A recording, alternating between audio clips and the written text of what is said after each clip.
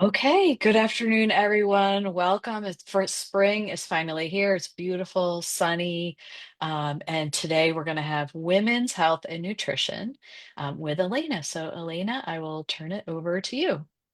Great. Thank you, Erica. Hi, everybody. I'm going to talk about a fun topic for May. Um, and if you're not a woman, there'll be some things that will be applicable to you as well, including the recipes. So, so Erica, I don't know, like I don't see myself on the larger screen. I don't know if that makes a difference for other people. I don't know if they see me on the larger screen. We see you. Okay, You're good. perfect. This looks a little different sometimes. Okay, so what we're going to get started with is just kind of getting some of the recipes going, and then I'll do my talk. So the first thing I'm going to do is get my dates soaking. So I'm going to just soak my dates in some water just to soften them a little bit because this particular brand is a little on the drier side and it's not going to blend well if I don't soak them. So these are for that chocolate almond bite. So I'm going to soak 8 dates. I'm just going to cover them with water.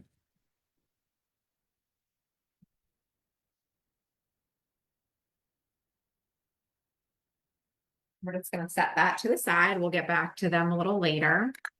And then I'm also going to soak my chia seeds. And I'm not going to fully, like, they're not going to times 10 in size like they actually can, but I'm going to at least put some water in just to kind of help them, get a little softer with absorbing some of that water. So we're going to do a quarter cup of chia seeds. And then I'm going to do a half cup of water and we'll let that soak as well.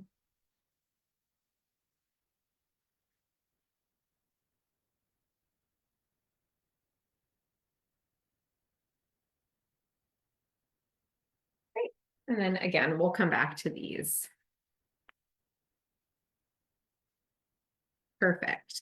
Now I am going to get the tempeh prepped a little bit, cut, and I'm going to start simmering it in some water. And that just really helps it. Sometimes tempeh can be a little on the bitter side.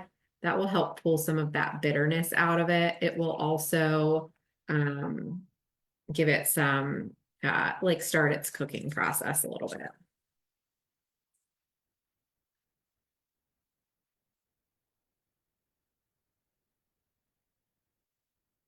All right.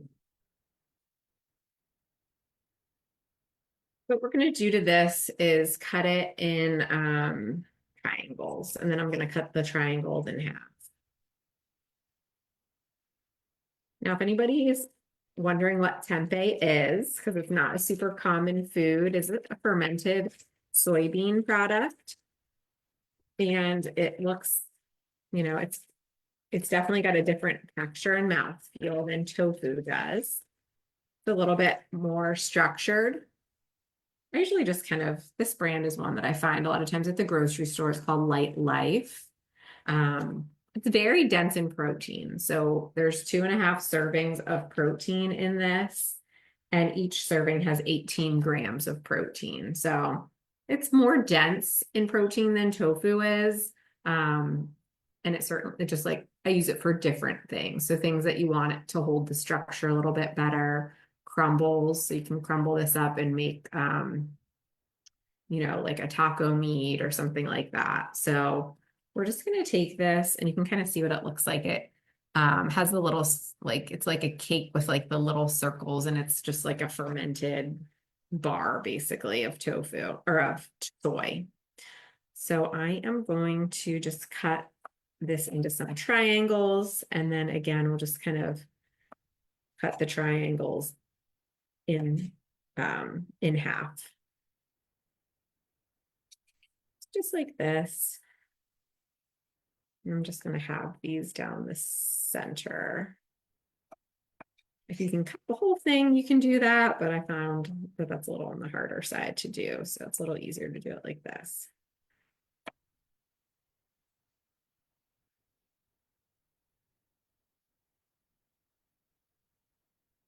So 10 to 15 minutes simmering in water will help to kind of remove some of the bitter taste that it sometimes will have.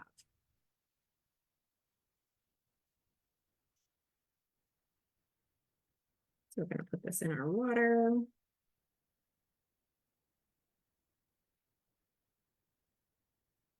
Great. And that's just going to simmer while we're talking.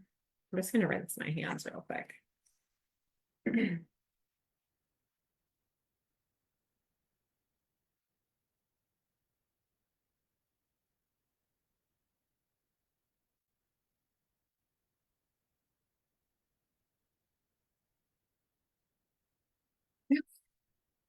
Share my screen.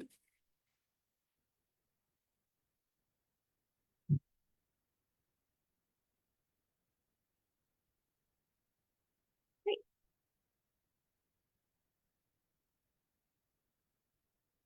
I'm actually going to set a timer so I don't forget about pulling this off of the heat.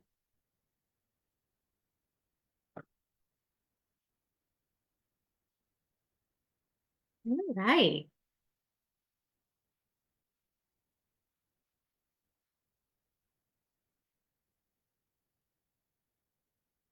Now we're just going to dive in a little bit to women's health and nutrition. And as we all know, women have kind of those unique biological and hormone needs. Um, we know that nutrition is just powerful in prevention, healing, and our health really affects our quality of life, longevity, and our productivity as we age. So we have some key nutritional needs. And some of them are more important during certain stages of life. So for example, iron tends to be more important for women during menstruation. And if people are taking a multivitamin, that's why they have Centrum Silver or 55 plus, things like that, because those multivitamins for women tend to not be having added fiber or added iron in them. Then we have calcium and vitamin D, important for bone health and preventing osteoporosis. Folic acid is more essential during reproductive years. So it will, reduce the risk for neural tube defects in babies. And years ago, they actually started fortifying the food supply because of this to just kind of reduce some of those complications in pregnancies. And then omega-3 fatty acids, important across the lifespan, right? Important for heart and brain health. Typically, going for food sources first. For all of these, really, food sources first, is good. With probably the exception of folic acid, most women during those reproductive years, especially if in early pregnancy, should be adding a supplement of that.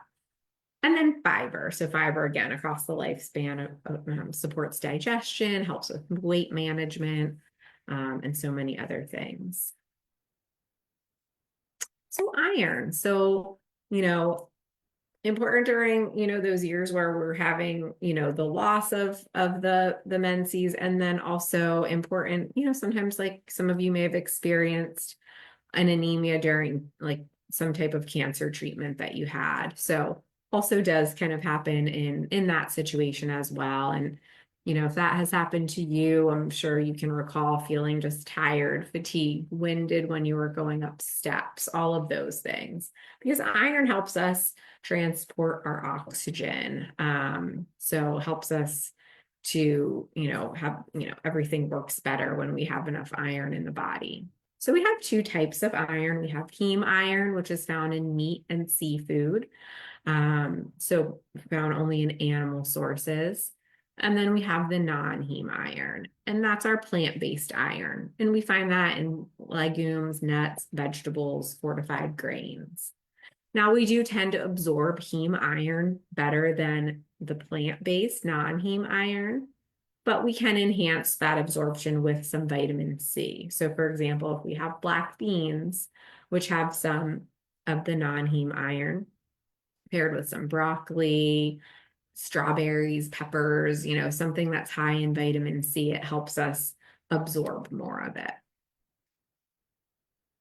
When people need to take an iron supplement, so oftentimes if it's low, we're not going to bring it up by food alone, right? We often need to have a supplement. Sometimes people require transfusions, things like that. But kind of keeping in mind if we're taking something that has iron, having something with food when we're taking that supplement can help kick some of that nauseous feeling that we might get from it. Taking iron on an empty stomach often does not feel very good. This is just a little chart that kind of goes through like what's our RDA for iron. So you see for females in the 19 to 50 year old range, the needs are pretty significantly higher. Still pretty high, for the teens, but then drops down after menopause. This is just a little chart of what foods that iron is found in. Our breakfast cereals, when they're fortified, can have quite a bit of iron in them. And then again, the beans, the beef, all of those things.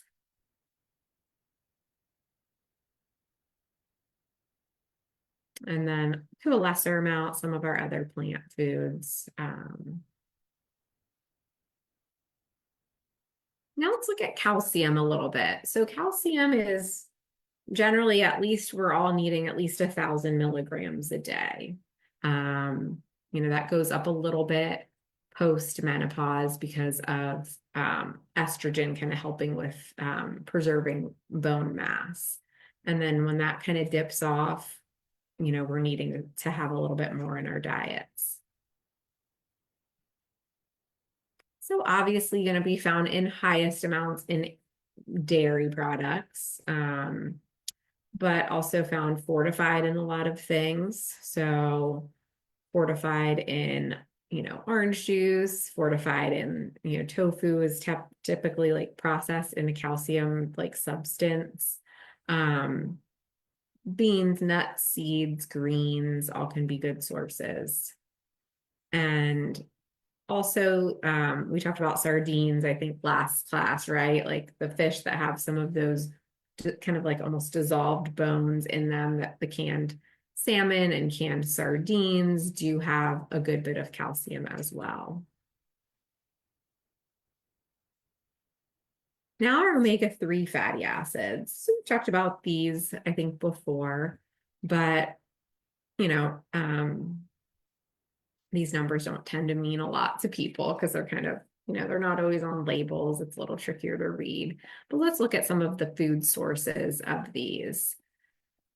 So we see a good bit in our plant-based, we always talk about like flaxseed, chia seeds, English walnuts. So those are all good plant sources of the omega-3s.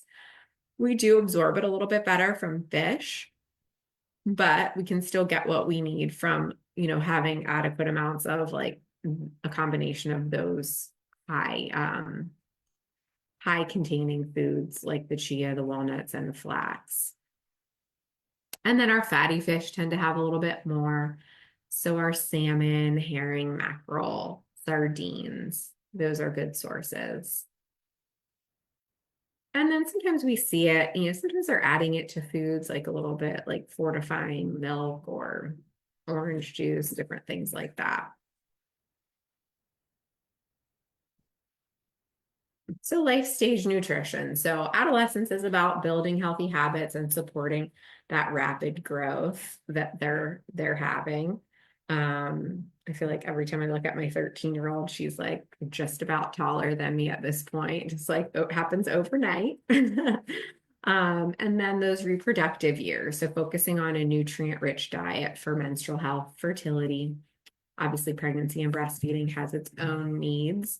And then menopause and beyond, we're focusing in on that bone density, that heart health, weight management. So perimenopause, so kind of that period of time where hormones are starting to shift, but there hasn't been, a menopause yet. We want to focus on supporting hormone balance. So phytoestrogens can be really important for that. So incorporating in that soy, flax seeds, whole grains, leafy greens. We want to focus on preventing weight gain. And that just like involves like keeping an eye on our weight, right? Things can sneak up on us and we don't realize changes are happening until we're like, oh my gosh, we gained 10 pounds this year or 15 pounds this year. But if we're aware of it, like, we're keeping an eye on it, all of those types of things. I like to think of it as like a money budget, right? If we're not paying attention to where our money's going, like all of a sudden we're like, oh my gosh, where did all my money go, right? Because it goes easily these days, especially. So it's kind of the same thing. Like if we're not paying attention to what's happening with our weight, again, it can just kind of like creep up on us. So preventing weight gain can be, more important sometimes than like losing weight, just trying to prevent that from happening. And to do that, we can prioritize fiber, lean protein, limiting refined carbs. And again, just kind of like checking those measurements, check your weight outside of doctor's visits, because sometimes, at some point people are going to a doctor less frequently. And then we also want to like boost mood and energy. So focusing on getting enough magnesium, B vitamins, and enough omega-3s. And then we want to manage our PMS, irregular cycles. So we can reduce caffeine, reduce added sugar, reduce alcohol, and focus on hydrating well. And then we kind of segue into our menopause health concerns. So 1 in 2 women over 50 will break a bone due to low bone mass. So that's pretty significant, right? Can be debilitating depending on what bone is broken. And there's some things we can do to kind of help with that we'll talk about. Cardiovascular disease. So that does increase when that estrogen is lowered. Weight gain and insulin resistance. Again, we have tend to end up with a slower metabolism, hormone shifts, and then mood changes and sleep disruption. So a lot of people dealing with kind of that middle of the night weight gain or not being able to fall asleep at night. So we can help to support that with stable blood sugar, adequate magnesium, lifestyle habits. So kind of like sleep hygiene techniques. One thing that can be really helpful when we're looking to, reduce weight or, just kind of build muscle can be checking that waist to hip ratio. And that's, maybe something to focus on even more than the scale. So that's something that we would check once every 1 to 3 months. And we're going to measure the smallest part of our waist and the largest part of our hips. And we'll divide the waist into the hips. And it comes out with your, where you are risk wise. And that's really like a risk for heart disease specifically. So a lower risk would be 0.8, you see your moderate risk, and then a high risk. So if your waist is 30 inches and your hips are 40, you would be at 0.75. So that's something to look at and then also to track, because what I see that frustrates a lot of women is that the scale's not moving, but they're exercising, they're building muscle. And honestly, that is what ends up being more important as we age, like building, preserving that muscle mass. And muscle weighs more than fat. So we can be building muscle mass. We might notice our clothes are fitting differently, but that scale is the same. So that's why this can be a good thing to look at, just to kind of help give us another thing to look at. Some non-scale victories can be nice. So then magnesium. So a lot of times people just aren't eating enough foods that contain adequate magnesium. So our needs are pretty decent for that. So most women are kind of in that like 320 milligram need area. Now this is from our like food. So this would be our recommendations from dietary magnesium. For supplemental magnesium, they do recommend not exceeding about 350 milligrams of a supplement. So that's just something to keep in mind. And again, focusing on foods first. So one thing that I love that I feel like is super easy to include is pumpkin seeds, right? So pumpkin seeds are a great source of magnesium. They also have some protein. They're great on a salad. They're good as like a little like trail mix type of a thing. Chia seeds are also very good. We're going to utilize those today, although an ounce of chia seeds, I feel like that's a pretty decent serving. So yeah, I guess it's about 2.5 tablespoons, not too bad. But a lot of fiber in that. So that, that could be something that you could kind of mix into your routine. Almonds, so lots of nuts, seeds, beans, things like that. Plant foods, mostly. So what we want to focus in on after menopause is increasing that calcium and vitamin D. I find sometimes doctors will provide a recommendation on supplementing. Sometimes it helps to kind of like see where you're at. So I know we've talked about tracking apps before. So that Nutrition X app is one that I like because it does break down all your vitamins and minerals. So like you can kind of see what you're averaging. And if there's things you're working on, you can kind of see the progress. So that's one thing to kind of pay attention to. Heart health. So we want to focus on healthy fats, reducing sodium, which I think is another good way to like see where we're at with that through the app, just because sodium is like hiding in a lot of different things. And then also limiting added sugars. We want to focus on muscle preservation. So we want to increase that protein, engage in resistance training. So, strength training, anything, that's going to help build our muscles. Weight management. So we want to focus on portion control, avoiding those crash diets because they're not sustainable, and doing good with our hydration. And then for our cognitive and emotional wellness, focusing on the omega-3s, berries, green tea, just whole foods, right? Foods in their most natural state. So right now I'm going to let's turn the heat off at least, and then we'll pull out the water in a minute. So for better health, we want to prioritize whole foods, fruits, veggies, whole grains, lean protein, reduce those added sugars, trans fats, sodium. We want to focus on hydration, really like limiting alcohol and caffeine if we can, and then just meal planning to help balance and, have good portions.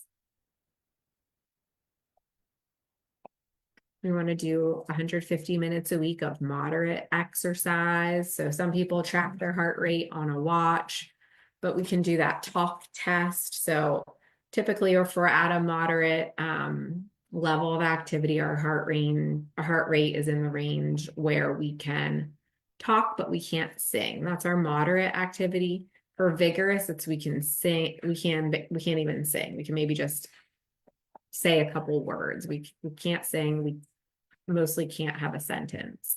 So most of us want to be more in that moderate range, or we could still talk, but we're not overexerting ourselves. And then 2 to 3 non-consecutive days of a full body strength training is a good recommendation. And then stretching throughout the week. Sleeping 7 to 9 hours per night, focusing on stress management, and then obviously routine checkups. Great. So we can talk questions, and I'm going to get started on some of these on our recipes then. Does anybody have questions on the slides? I have one, Elena. I know we've talked a lot over the workshops that you do about added sugars. Could you quickly refresh my memory about when it says no added sugar, but then there is a sugar alcohol? Yeah, that's a good question. The sugar alcohols are not technically added sugars. We can't digest them. So like we don't process them. They kind of just work their way through, which for some people they do cause some like GI distress. But generally they're generally viewed as being safe. So if you like them and can tolerate them, then they should be fine for you. But yeah, we want to look at the added sugar specifically because that is what, that's what's going to have the most effect on how our blood sugar responds to that food. Great. Any other questions?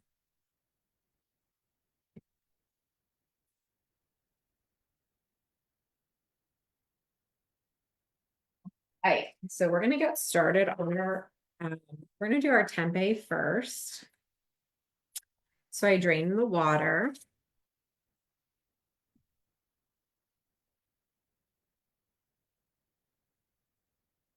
Now I'm gonna make our sauce.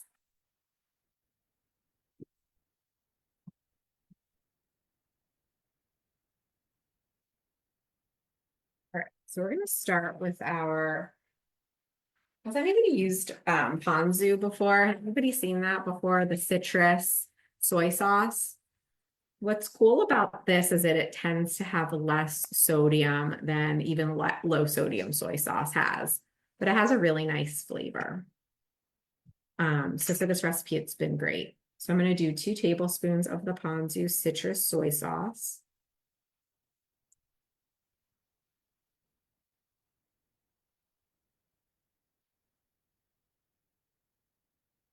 We're going to do 3 tablespoons of water.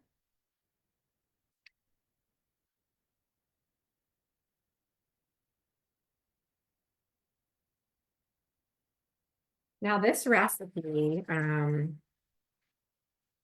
is actually you can do a lot of things with it. This leftover tempeh. I've been having it on salads, or I'm just putting some rice vinegar in now, a tablespoon of rice vinegar. It is really tasty in a wrap. I've made a wrap with it. It's good like in a stir fry. So, it's pretty versatile. It's just like a nice, protein to just have in your fridge, kind of ready to go and prepared. It's typically sold in the like where the tofu would be at the grocery store. So like either the section with the natural foods, or the section with like your produce. Sometimes the tofu's in the produce aisle. So we're going to do 2 teaspoons of sesame oil.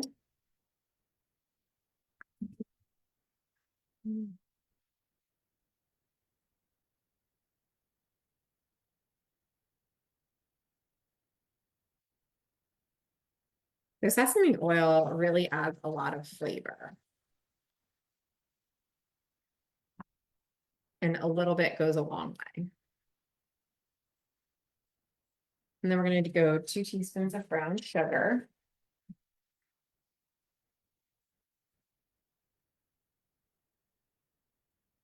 So even though we're adding a little bit of brown sugar, it's still low in added sugar, this recipe.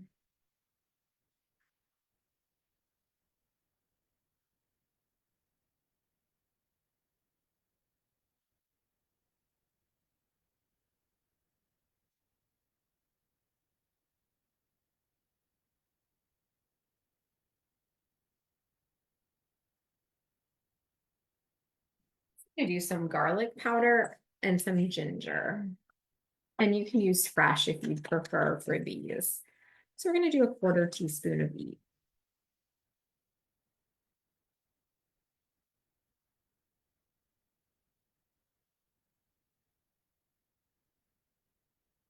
And then we're going to do our cornstarch. So the cornstarch is what really helps to thicken the sauce that's going to be on here.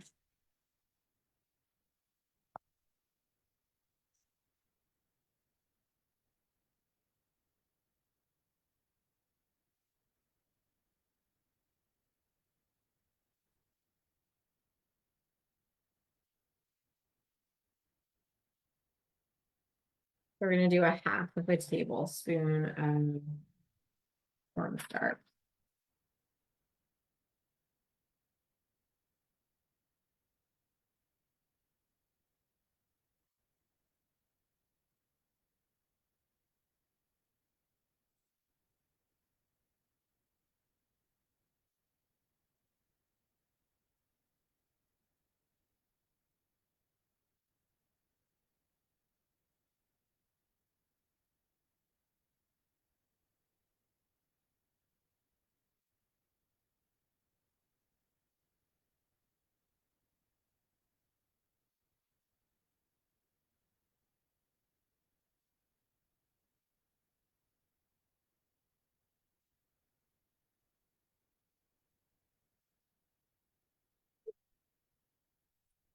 We're just gonna heat this up. Put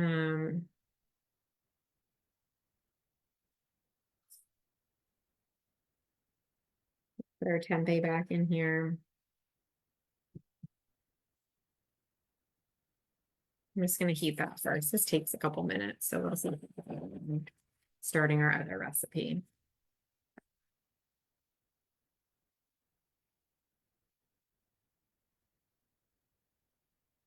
You can also use like some sesame seeds to put on the top when you're finished with it.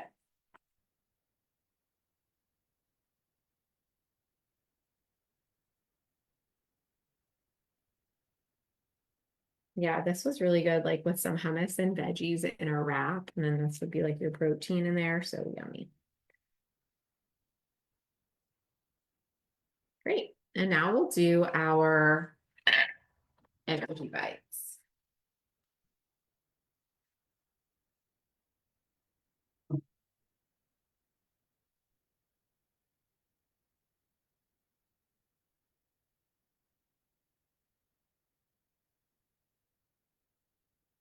So we're gonna do 1 cup of rolled oats first.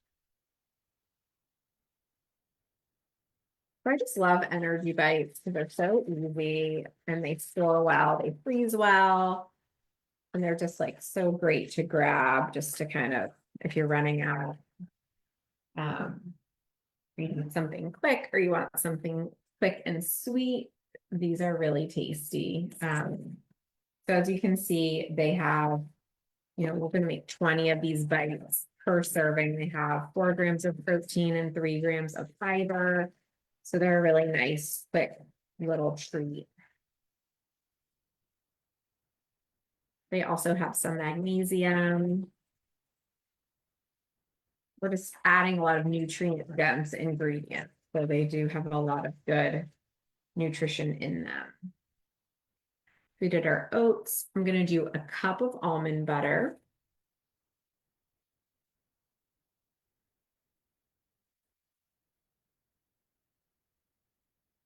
Right, so this seems to be heating. I'm going to pour in my mixture, and then it's just right when this starts to thicken, you'll know that it's done. So the sauce is going to thicken up, and then your tempeh will be coated.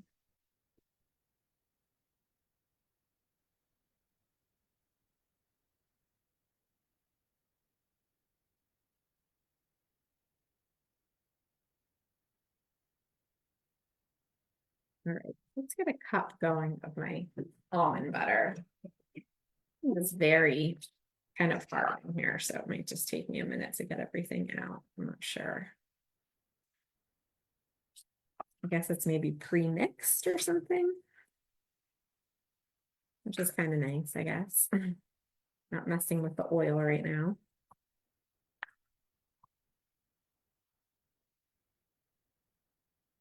Now, obviously, you could use like a peanut butter if you have like a tree nut allergy or if you just don't like it. Obviously, like the cost for the almond butter is more than peanut butter is. So whatever works best for you, it will taste delicious either way. Now, also, like if you can note, we aren't adding any added sugar to this recipe. So the dates are really going to provide you with the sweetness that you need, which is really nice.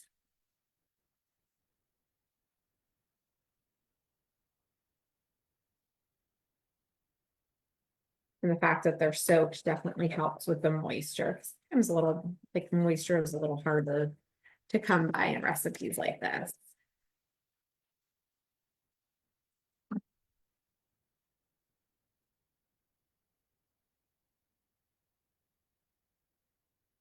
Definitely starting to thicken up.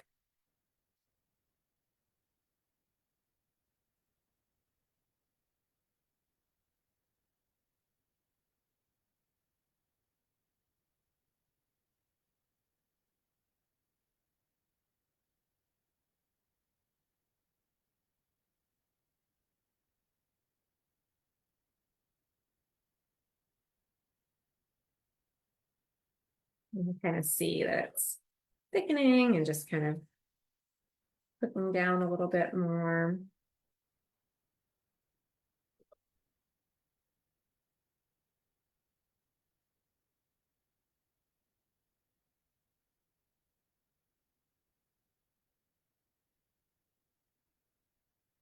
And then we're going to do a 1/4 cup of cocoa powder.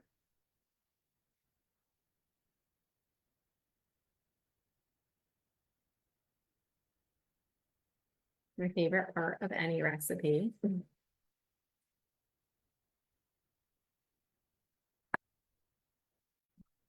going to turn off the heat, but this is looking good.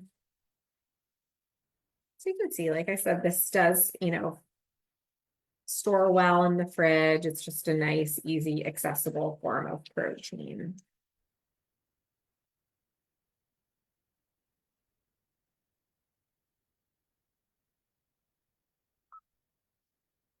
And now we have our dates. I'm just going to drain these real quick.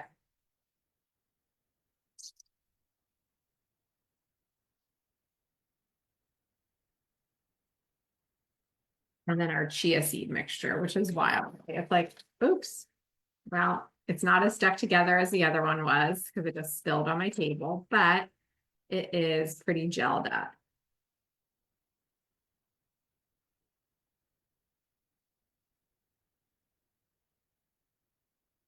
And I think I'll add like another tablespoon because I lost some of it showing you.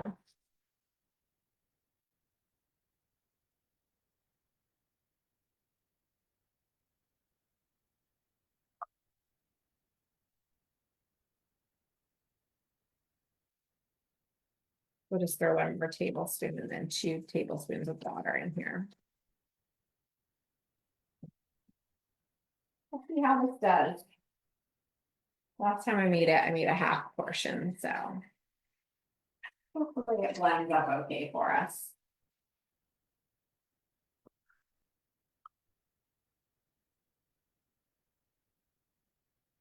Even though I pulled it off the heat, it's still going, so I'm just giving it a little stir. Great, let's try to blend this now.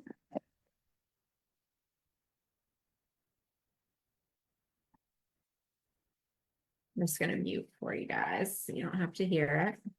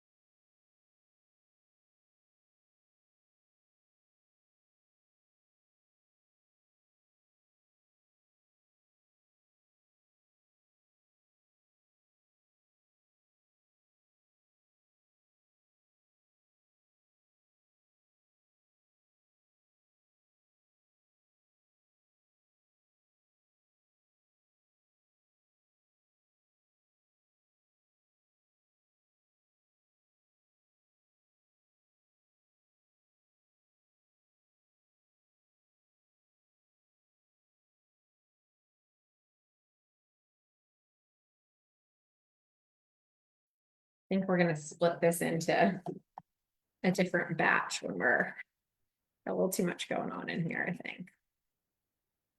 Take a little bit of it out.